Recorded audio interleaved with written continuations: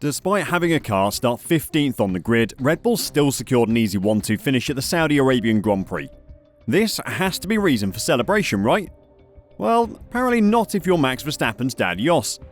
The team might have celebrated on Sunday night, but the team debrief on Monday morning could be very awkward.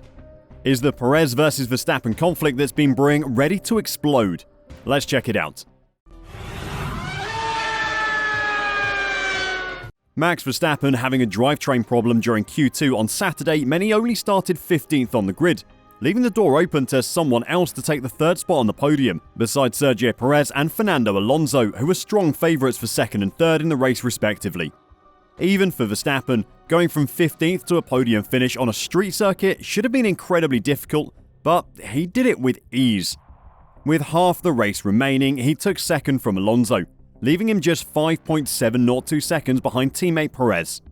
He was able to do it due to the huge DRS zones on the Jeddah circuit, and the fact that the Red Bull just dumps all its drag with the DRS open.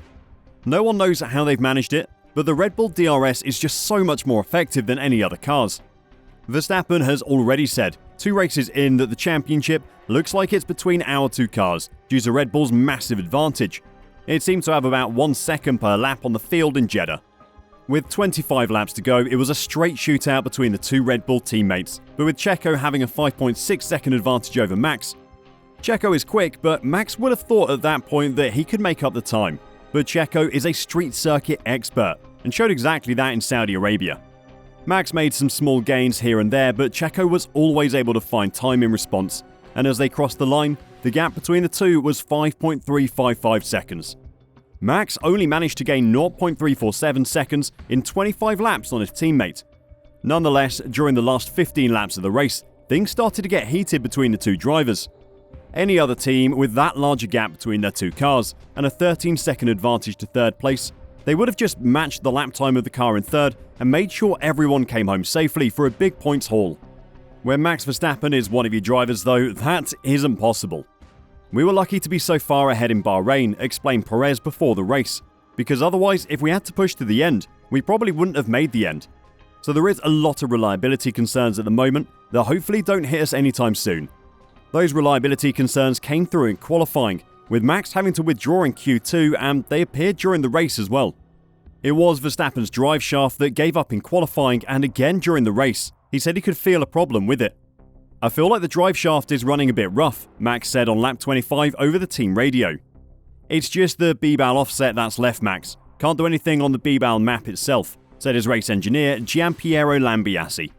Max wasn't convinced though, telling Gianpiero multiple times over the next few laps that something was wrong, especially when he was at high speed.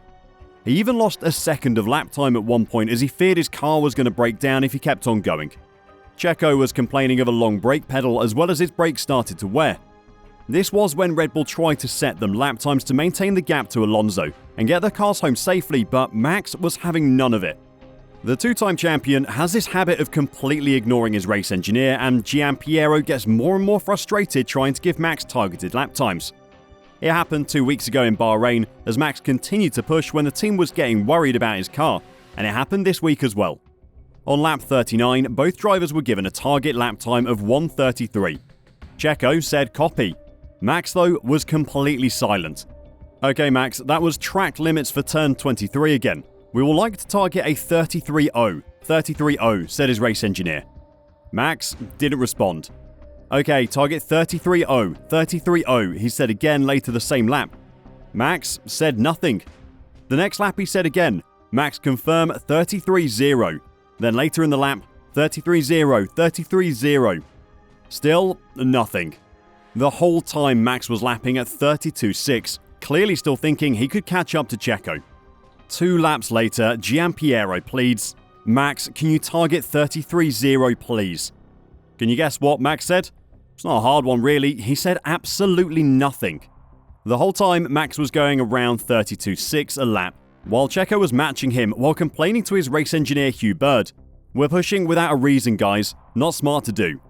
He was right, not smart at all. But when you have Max as a teammate, you can't always make the smart decision. Max isn't in Formula 1 to be a team player. He's in it to win, and that showed in Saudi Arabia. As the laps ticked by, it was clear Max wasn't going to catch Checo. He He wasn't even making inroads. He might not have been able to take first place, but there were other points on offer.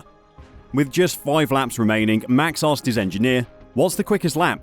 after saying nothing since being asked to lap at 1:33 6 laps earlier. "We're not worried about it right now, Max," the response was. "No, but I am." An annoyed-sounding Gianpiero Lambiase responded, 32-1, 32-1. Max will have known it was Checo with the fastest lap. Who else could it be? No one on track had the pace to match. So on his final lap, when he knew Checo wouldn't have a chance to respond with another fast lap of his own, he set the fastest lap of the race, a 1:31.906. Both drivers drove outstanding races for different reasons. Checo drove a perfect tactical race. After the safety car, he opened up a 5-second gap to Alonso behind him and then just maintained it, preserving his tyres and car. Max drove a great comeback race. Going from 15th to 2nd in half a race is an incredible achievement and showed the immense strength of the RB19. But you can see the fractures forming already. This isn't a repeat of Ricciardo versus Verstappen. That season, there wasn't anything on the line. This is more like Hamilton versus Rosberg in 2016, or Hamilton versus Alonso in 2007. In those 2 seasons, the teammates were incredibly closely matched in terms of skill.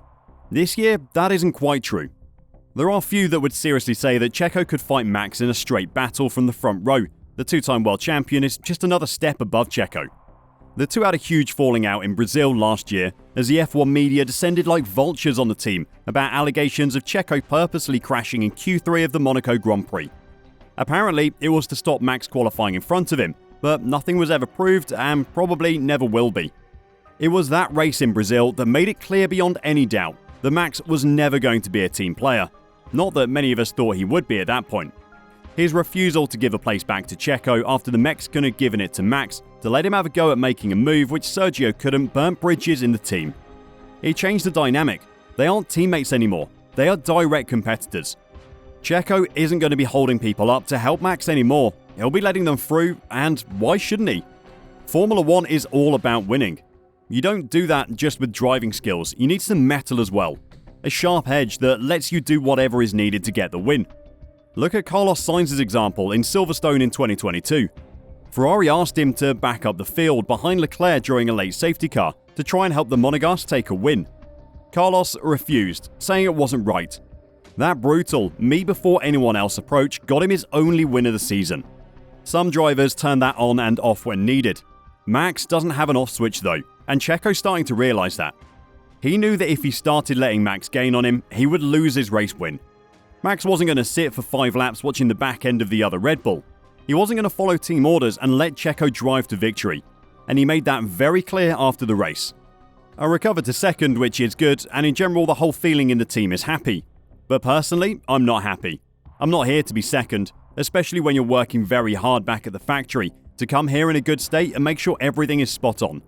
We're allowed to race, so the best man will finish in front, Verstappen said. There was talk after the race that the two drivers had been receiving different information. Checo said he thought his fastest lap was safe and that Max had been told to not push. Having reviewed the team radio of both drivers though, that isn't true. Both were being told the exact same thing. Checo tried to improve on his fastest lap on the last lap of the race, but made a mistake early on in the lap so backed out from it. His complaints to the media about it were just a way of trying to get everyone on his side.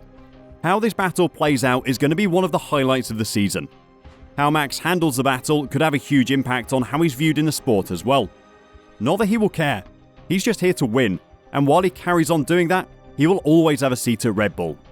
How many races do you think it'll be until we see a Red Bull versus Red Bull crash? Let us know your predictions in the comments down below, and when it happens, we'll make sure to highlight those that got it right. Until next time, drive safe and bye for now.